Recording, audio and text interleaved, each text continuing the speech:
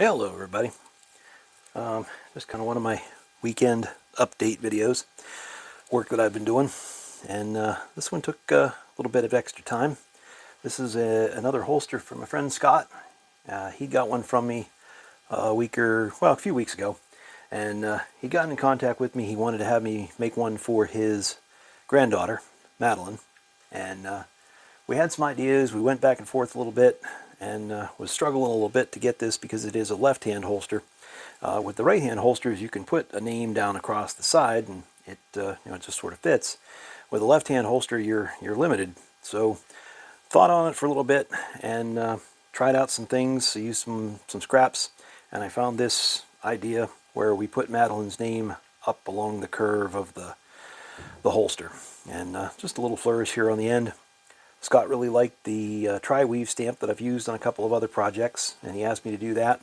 And I had another sort of idea to make a little oval with a little bit of tooling around it and her initial, nice big capital M right there in the middle. So this is lined, as you can see. Got a pink suede lining, and this does have the removable retention strap. I set this up with the two button studs on the back that are the same as the one that holds the retention strap. And this way, you can take it on and off if you need. You can get to the retention strap to get it out of there.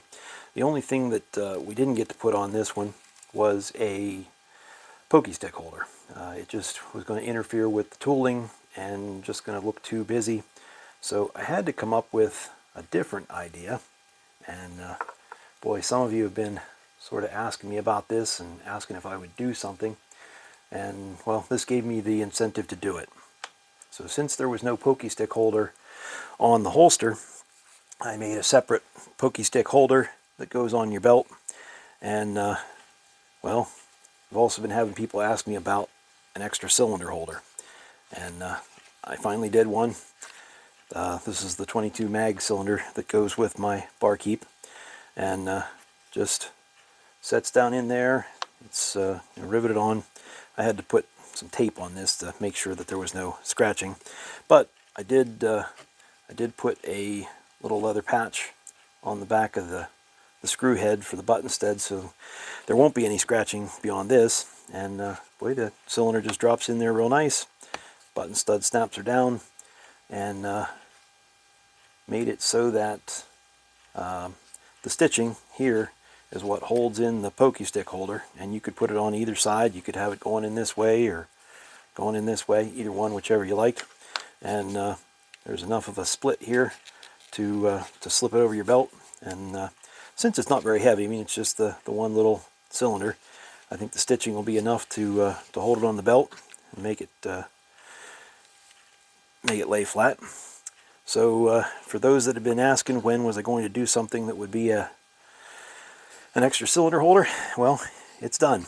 And I'm going to send these out to Scott, well, hopefully maybe tomorrow, weather permitting, and hopefully he'll see these by the middle to the end of the week, and he'll have this for his granddaughter, for Madeline.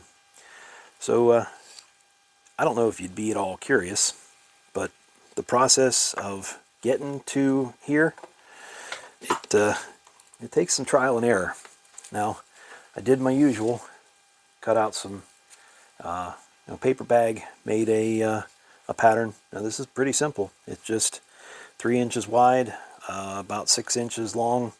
Cut the slots in it for the pouch, and my original idea had some slots for a belt, and I left those off because I made it so it's a pass-through. And be easy with your minds there, folks. I know my son told me what it looked like as soon as I pulled it together, but this is the pouch. It just slips up through the back. It snaps on the front. These two pieces get riveted down, and this is the pattern. Now, the first time I tried it, I used usual 7 to 9 ounce leather, and it was just too thick to be able to fold it over to sew it down, and it was just getting all deformed. So I thought maybe if I put 2 holes in here, I could slip the pokey stick through it, and I might still be able to use that one myself. I don't know. We'll see what I do with that. But that one, well, that escalated into this design, and a bunch of rivets, and it just didn't suit me. It was just too heavy looking with all the rivets. So got those two, got those out of the way, and then ultimately came up with this idea, this design, and it does actually fit on the belt pretty well. I did put it on.